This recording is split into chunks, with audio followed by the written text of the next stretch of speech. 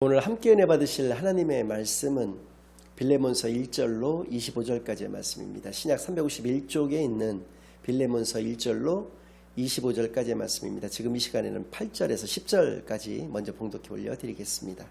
이러므로 내가 그리스도 안에서 아주 담대하게 내게 마땅한 일로 명할 수도 있으나 도리어 사랑으로서 간구하노라. 나이가 많은 나 바울은 지금 또 예수 그리스도를 위하여 갇힌 자 되어 갇힌 중에서 낳은 아들 오네시모를 위하여 내게 간구하노라. 아멘. 하나님 아버지 감사드립니다. 오늘도 귀한 주일로 교회로 예배로 인도하여 주신 은혜를 진정으로 감사드립니다. 지금 이 시간 저희들이 지난 한 주간 지었던 모든 죄악을 예수 그리스도의 십자가에다 내려놓고 오직 저희들의 온 영과 진리를 다하여 하나님께만 드려지는 예배를 통하여 하나님께서만 영광 받으시는 은혜의 시간, 우리 시간을 인도하여 주시옵소서. 모든 것을 감사드리오며 예수 그리스도의 이름으로 기도드리옵나이다. 아멘. 네, 오늘은 복음의 위대함이라는 제목을 가지고 오늘 본문 말씀을 중심으로 하나님의 말씀을 증거하겠습니다. 오늘 여러분들과 함께 상고할 하나님의 말씀 빌레몬서입니다. 바울 서신이 총 13권이 있는데 그 중에서 에베소서, 골로새서, 빌레몬서 이 세 권의 성경을 옥중 서신이라고 일컫습니다. 사도 바울께서 로마 감옥에 투옥되었을 당시에 보내신 서신서라는 의미를 가지고 있는데요. 골로새서 4장 7절로 9절까지의 말씀을 보니까 이 세 권의 서신서를 두기고라고 하는 사람의 편을 통해서 보내시게 되는데요. 이 두기고와 함께 갔던 사람이 오네시모라고 하는 사람입니다. 오늘 이 빌레몬서의 주인공 중에 한 사람이기도 한데요. 빌레몬서가 가지고 있는 또 다른 특징은 무엇이냐면 다른 성경들, 다른 서신서들은 그 수신자가 교회인 반면에 이 빌레몬이라는 것은 사람 이름이거든요. 그러니까 이건 개인 서신이었다라고 하는 그런 특징을 가지고 있습니다. 그래서 제가 아까 1절에서 25절이라고 말씀드렸던 이유는 2장, 3장 이렇게 여러 장이 있는 것이 아니라 한 장으로 되어 있는 성경이었기 때문에 비교적 짧은 성경인 것이죠. 한마디로 정의를 한다면 세상에서 가장 가슴 따뜻한 편지, 그것을 빌레몬서라고 이야기할 수가 있을 것 같은데요.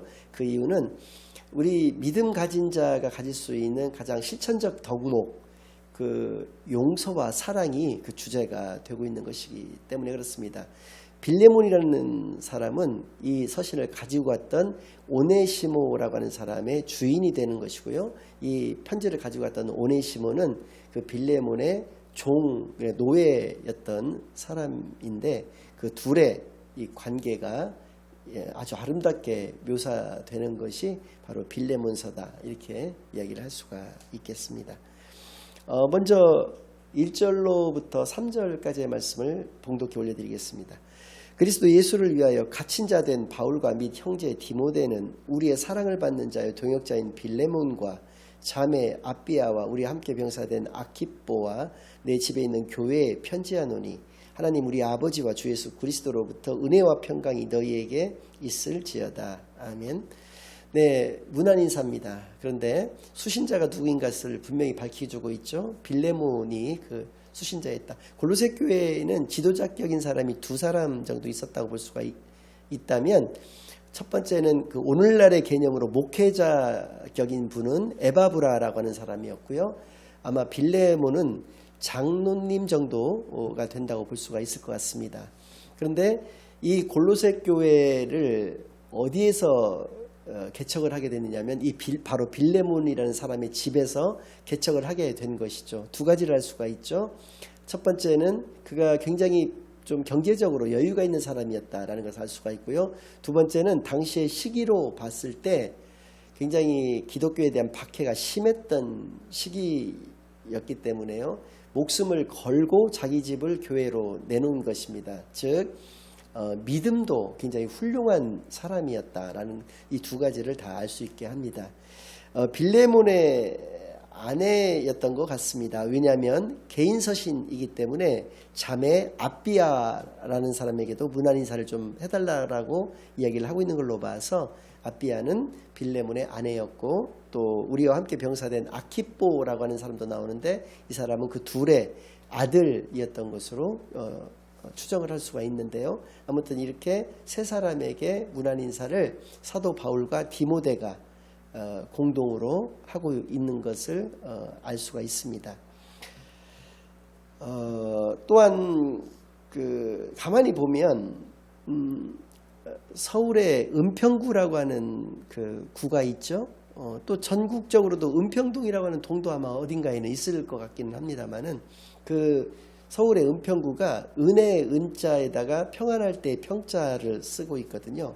우리 그리스도인들에게 있어서 가장 좋은 문안 인사는 하나님으로부터 오는 은혜와 평강이 우리에게 있기를 바라는 그런 인사일 것입니다. 그런 의미에서 서울 은평구는 제가 개인적으로 촌 출신이라서 한 번도 가본 적은 없는데 기회가 된다면 거기서 꼭 살아보고 싶은 좋은 의미의 이름을 가지고 있다고 볼 수가 있고요. 아무튼 이렇게 은혜와 평강이 우리 가운데 늘 있게 되기를 바라겠고요. 그렇게 문안 인사를 하고 있는 것을 알 수 있습니다. 나중에 뒤에서 또 한번 읽어드릴 것인데요. 마지막 부분에서도 은혜로서 25절도 은혜로서 이렇게 끝인사를 하고 있는 것을 볼 수가 있는데 우리 성도들 간의 이런 관계들은 이렇게 은혜로 문안 인사를 시작을 해서 은혜로 끝인사를 할 수 있는 그러한 관계여야 한다라는 것을 또 우리로 하여금 알게 하여 주시는 것이죠.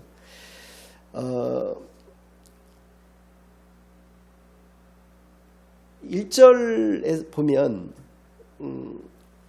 자신을 사도 바울께서 그리스도 예수를 위하여 갇힌 자 된 바울이다 이렇게 소개를 하고 있는데요.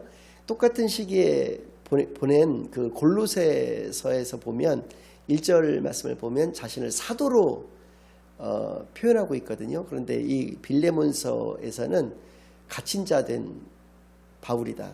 그리스도 예수 안에서 갇힌 자 된 바울. 즉 죄수로 자신을 표현하고 있다는 것입니다. 빌레몬서를 보면 제가 만약에 빌레몬이라고 감정이입을 좀 한다면 이것을 읽으면서 좀 부담을 느꼈을 것 같은 것이 한 3가지 정도가 있습니다. 첫 번째는 바로 이런 표현입니다.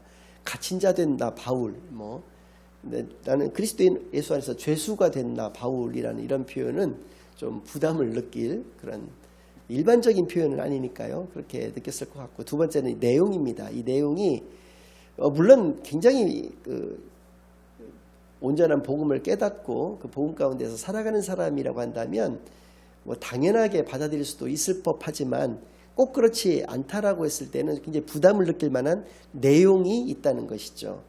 마지막으로 세 번째는 중간 부분에 보면 바울에게 빚진 자다라는 빌레몬이 바울에게 빚진 자다 이런 표현이 나옵니다. 물론 아까도 말씀드렸지만 빌레몬은 굉장히 부자였기 때문에 사도 바울에게 물질적으로 빚을 지지는 않았을 것입니다. 바울에게 빚진 것은 바로 복음의 빚을 진 것을 의미하는 것이죠. 바울을 통해서 복음을 알게 되고 그것을 깨닫게 된 그 빚을 의미하는 거지만 어쨌든 간에 그 빚을 자기가 졌다. 그러나 나는 그것을 받을 생각 없다. 이런 표현은 우스갯소리는 아니지만 좀 부담스러울 수도 있는 그런 표현인데 아무튼 이런 식의 표현은 이 내용으로 자기가 하고자 하는 말을 하기 위한 복선이 다 깔려있는 표현들이다. 이렇게 저는 보고 있습니다. 4절부터 7절까지를 또 봉독해 올려드리겠습니다. 내가 항상 내 하나님께 감사하고 기도할 때 너를 말함은 주 예수와 및 모든 성도에 대한 내 사랑과 믿음이 있음을 들음이니 이로써 내 믿음의 교제가 우리 가운데 있는 선을 알게 하고 그리스도께 이르도록 역사하느니라. 형제여 성도들의 마음이 너로 말미암아 평안함을 얻었으니 내가 너의 사랑으로 많은 기쁨과 위로를 받았노라 라고 말씀하고 계십니다. 4절에 보면 내 하나님이라고 표현되고 있습니다. 다시 그 부분만 읽어드리겠습니다. 내가 항상 내 하나님께 감사하고 기도할 때라고 되어 있죠. 내 하나님입니다. 그리고 지금 아직 읽지는 않았지만 13절에 보면 내 복음이라고 되어 있습니다. 그러니까 하나님이 너의 하나님이 아니라는 것이죠. 내 하나님이고 복음이 너의 복음이 아니라 나의 복음이라고 하는 것을 강조를 하고 있는 것인데 하나님이 나의 하나님이고 복음이 나의 복음이 되어졌을 때 감사함이 넘치게 된다는 것을 우리가 알 수가 있습니다.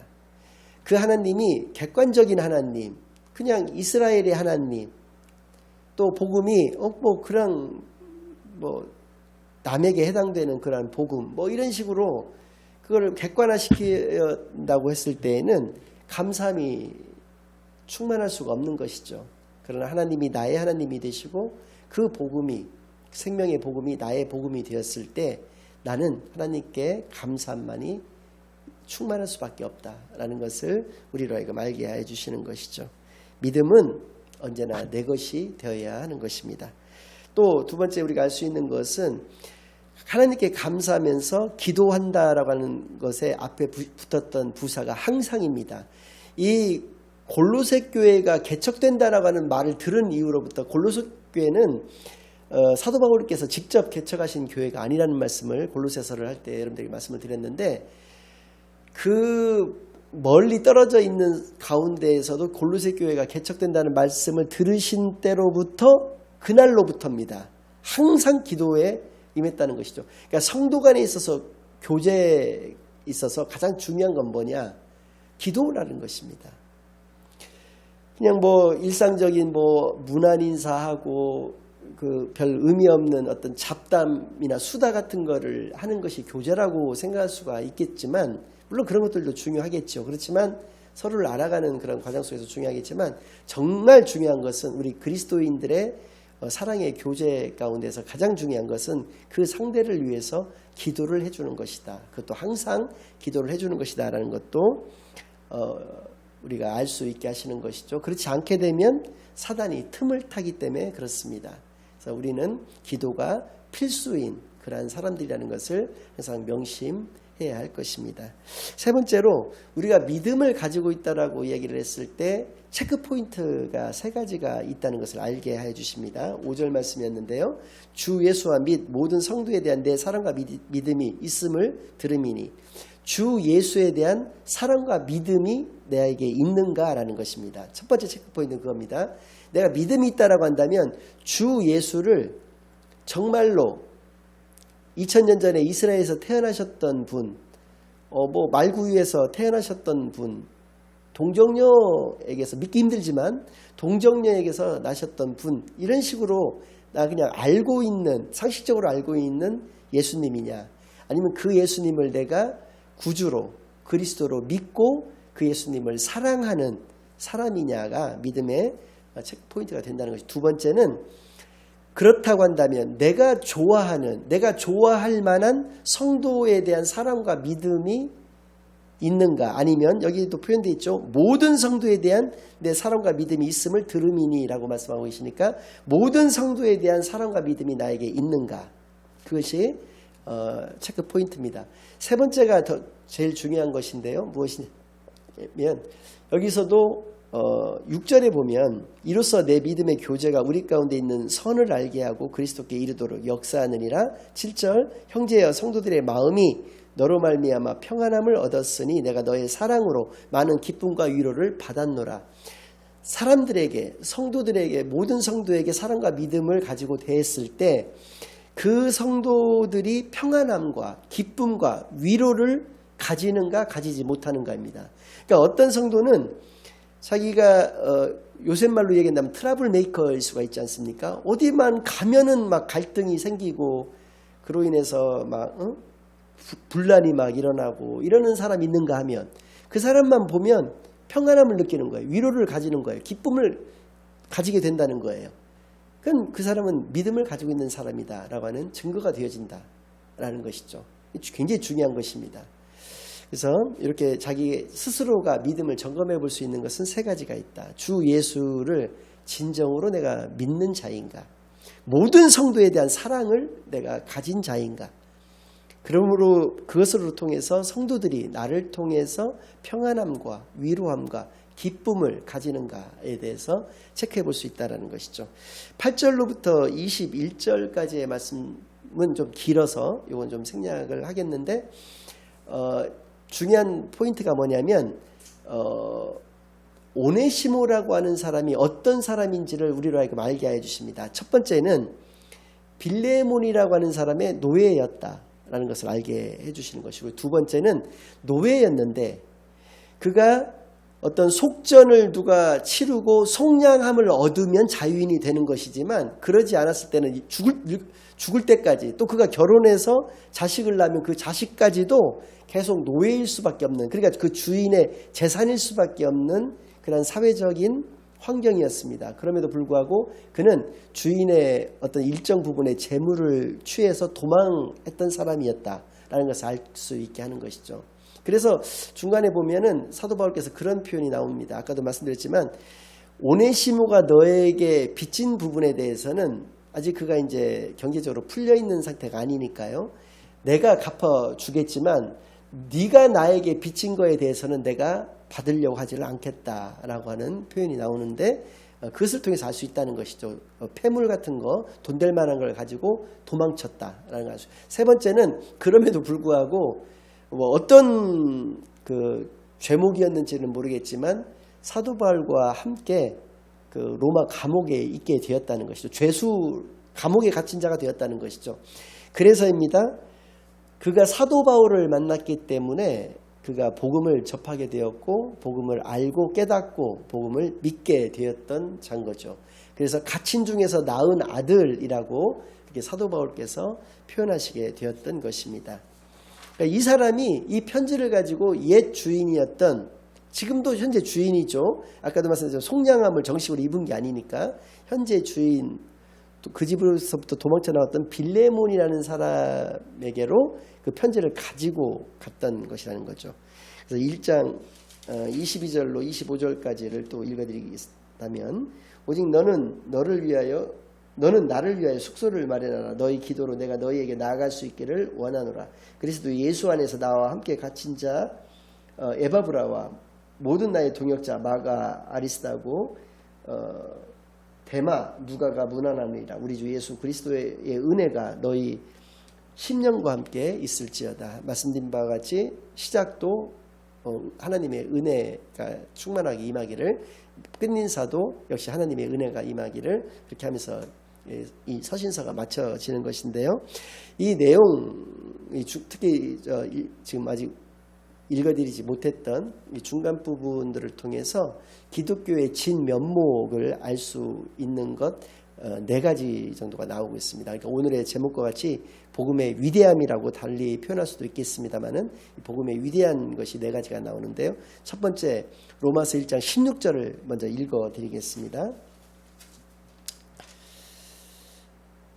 내가 복음을 부끄러워하지 아니하노니 이 복음은 모든 믿는 자에게 구원을 주시는 하나님의 능력이 됨이나 먼저는 유대인에게요 그리고 헬라인에게로다. 복음은 모든 믿는 자에게 주시는 하나님의 능력이 된다는 것입니다. 이것이 기독교의 진면목 그 첫 번째가 되겠는데요. 이 말을 오늘 본문 말씀의 접목에서 말씀을 드린다면, 복음은 빌레몬에게도 오네시모에게도 하나님의 능력이 되는 것이다, 이렇게 얘기할 수가 있습니다. 한동안 지금까지도 우리 한국교회에서는 그런 모습이 있습니다. 우리가 경제적으로 또 사회적으로 세상적으로 성공을 한 것이 하나님으로부터 받는 큰 은혜다. 그가 신앙생활을 제대로 하는 것이라고 한다면 하나님으로부터 이렇게 은혜를 받아서 경제적으로도 풍요롭고 아무런 문제거리가 없는 것이다라는 것을 강조하는 경우가 대형교회를 중심으로 좀 많이 있습니다. 과연 그렇습니까? 그것을 통해서 기복신앙이 우리 가운데 알게 모르게 생겨나는 것이죠. 그리고 1980년대, 7, 80년대, 90년대 정도까지도 제3세계 신학이라고 하는 게 있었거든요. 해방신학. 예수님께서는 가난한 자들을 위해서 또 소외된 자들을 위해서 이 땅에 오신 분이다라고 하는 것을 강조하는 것이죠. 이 기복신앙이나 해방신학과 같은 것들은 극단적인 주장인 것입니다. 어느 한편에 치우쳐 있는 것이죠. 예수님이 과연 가난한 자와 소외된 자만을 위해서 이 땅에 오신 분이십니까? 그렇지 않은 것이죠. 모든 사람을 위해서 이 땅에 오신 것입니다. 그리고 하나님께로부터 은혜를 받은 자가 반드시 이 땅에서 풍요로운 생활을 하는 것입니까? 그럴 수도 있지만 그렇지 않은 경우가 더 많다라고 하는 것을 우리가 그동안 저와 함께 이렇게 신앙생활을 해오신 분들은 너무나도 잘 아실 줄로 믿습니다.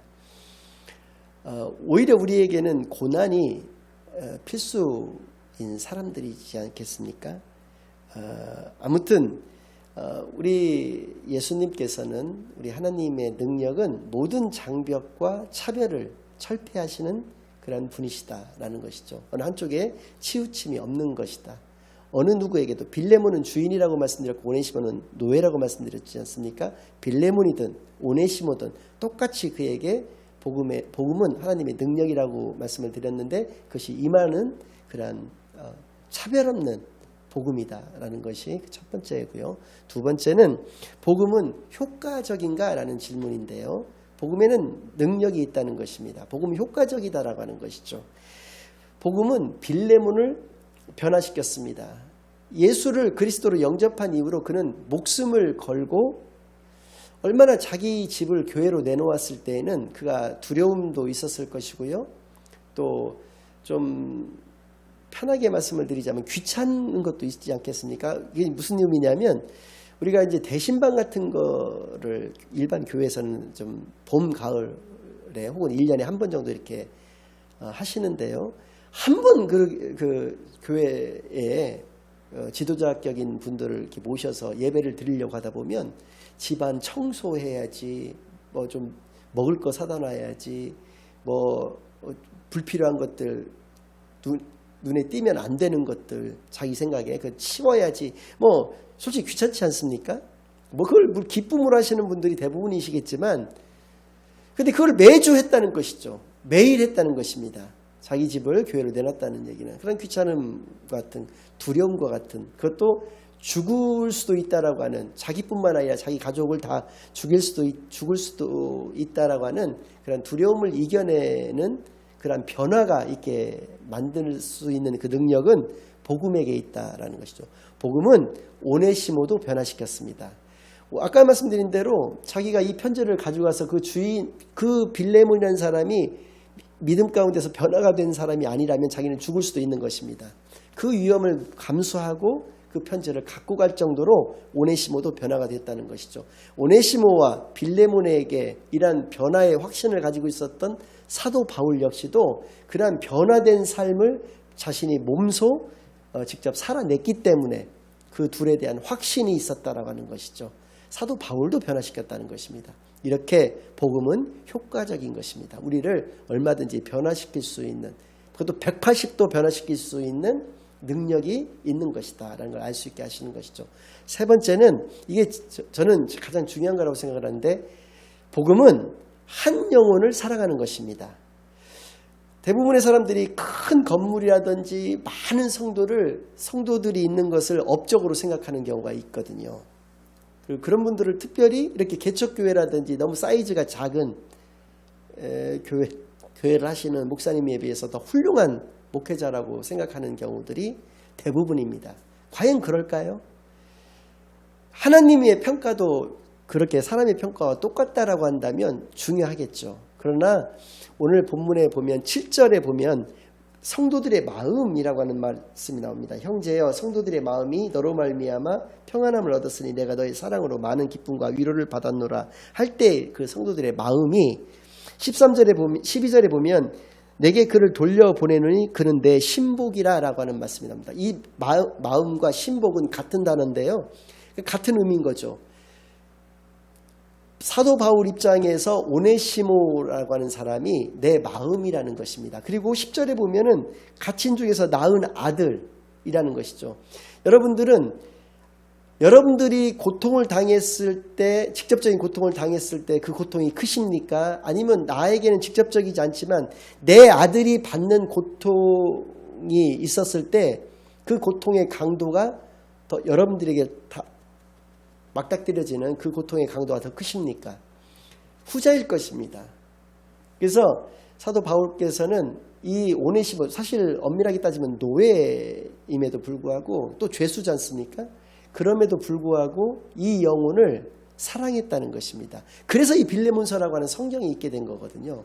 그를 용서해달라고 하는, 그리고 그를 사랑으로 감싸달라고 하는 것을 빌레몬에게 부탁하고 있는 것이 바로 빌레몬서인 것이거든요. 그래서입니다. 이 한 영혼을 사랑하는 것이 복음의 위대함이다라는 것을 여러분들이 기억을 하여 주시기를 바라겠고요. 이런 관점에서 다른 사람을 대할 때 나의 믿음이 드러나는 것이다, 이렇게 이야기를 할 수가 있겠고요. 성경 전체를 놓고 보았을 때 가장 반성경적 제도가 있는데 그것이 바로 노예제도일 것입니다. 자유인과 종의 어떤 구분, 또 남자와 여자, 또 유대인과 헬라인, 이러한 구분이 당시 사회 속에서는 분명히 있었다는 것이죠. 그러나 복음은 그가 유대인이냐 헬라인이냐를 구별하는 것이 아니라는 것이고, 그가 자유인이냐 종이냐를 구별한다는 게 아니고, 그가 남자냐 여자냐를 구별한다는 것이 아니라는 것입니다. 그가 누가 됐든지 간에 하나님 앞에서는 한 영혼인 것이고요. 그 한 영혼을 사랑하는 것이 바로 복음이다라는 것을 말씀해 주시고 계시는 것이죠. 이러한 어떤 계급적 질서를 철저하게 깰 수 있는 것, 즉 사람과 사랑에 대한 나의 관점과 태도가, 삶의 어떤 태도, 자세, 이런 것들이 달라지게 되는 것이 바로 복음의 힘이다라는 것을 기억하시는 시간이 되기를 바라겠고요. 마지막으로 네 번째는, 그러나 이런 복음이라고 해서 복음이 일하는 방식이 강제성을 띈 것이냐, 그게 아니라는 것입니다. 8절 9절을 보면, 이러므로 내가 그리스도 안에서 아주 담대하게 내게 마땅한 일로 명할 수도 있으나, 명령할 수 있다는 것입니다. 그런데 내가 택한 방법은 뭐냐? 도리어 사랑으로서 간구하노라입니다. 간절히 너에게 부탁한다라고 하는 표현이죠. 나이가 많은 나 바울은 지금 또 예수 그리스도를 위하여 갇힌 자 되어 갇힌 중에서 낳은 아들 오네시모를 위하여 내게 간구하노라, 두 번 이렇게 강조를 하고 있는데요. 제가 그때 그 아담과 하와가 창조되어진 것에 대한 하나님이 일하시는 방식은 존중이다라는 것을 말씀을 드렸는데, 지금 사도 바울께서는 빌레몬이라고 하는 사람에게, 그도 똑같이 복음 안에서 낳은 아들이지 않습니까? 나이가 뭐 어떻게 됐든지 간에 그와 관계없이 복음 중에서 낳은 아들이 빌레몬인데, 그에게 명령할 수 있잖아요. 아버지니까. 그런데 영의 아버지니까. 그런데 명령하는 것이 아니라, 마땅히 나는 그렇게 할 수 있지만 그렇게 그 방식을 택하는 게 아니라 내가 선택한 방식은 간구다라는 것이죠. 그러니까 그것이 복음이 일하는 방식은 사랑일지라도 부탁하는 것이다 라는 것을 우리로 하여금 알게 해 주십니다. 그랬을 때 그 결과물이 무엇인가? 아까 말씀드린 세 가지가 있다는 것이죠. 평안과 위로와 기쁨이 충만하게 된다라는 것을 우리에게 분명하게 말씀하여 주시는 성경, 그것이 바로 빌레몬서인 것을 기억하셔서, 이 성경 굉장히 짧습니다. 이것을 여러 번씩 읽어서 우리 크리스천들이 마땅히 가져야 될 그 믿음의 실천력, 용서와 사랑에 대한 그 본질에 대해서 분명히 깨닫게 해진 저와 여러분이 되기를 바랍니다. 마지막으로 여러분들에게 한 가지만 말씀을 드리고 싶은 것은, 세상이 보는 관점이라고 하는 것은 우리의 현재의 모습을 봅니다. 오네시모의 현재의 모습은 세 가지가 있다고 말씀드렸는데, 첫 번째는 그는 노예입니다. 두 번째 도망자입니다. 세 번째 죄수였습니다. 그러나 우리 교회에서 그 한 영혼을 바라볼 때는 그의 미래의 모습을 바라본다는 것이죠. 미래의 모습도 사도 바울이 오네시모에 가졌던 모습 속에서 세 가지가 있는 것을 알 수가 있는데요. 첫 번째는 아들이라는 것입니다. 그리고 두 번째는 그가 너와 나 모두에게 유익한 사람이라는 것이죠. 세 번째는 그는 나의 신복이라는 것입니다. 그는 우리의 마음이 된다는 것이죠. 복음 깨달은 자는 우리의 마음, 우리의 미래가 된다라고 하는 것, 그 관점이 우리가 영혼을 바라보는 관점이 되는 것이고, 그러한 삶을 살아내시는 저와 여러분이 되시기만을 예수 그리스도의 이름으로 간절히 축원합니다. 아멘. 이제는 우리 주 예수 그리스도의 은혜와 아버지 하나님의 극진하신 사랑과 성령 하나님의 내주인도 역사 교통하심이 복음의 위대함을 깨달아 그 온전한 복음 가운데서만 살아가기로 다짐하고 결심하고 돌아가는 모든 사랑하는 주의 자녀들과 그 가정 위에 이제로부터 영원까지 항상 함께 있을지어다. 아멘.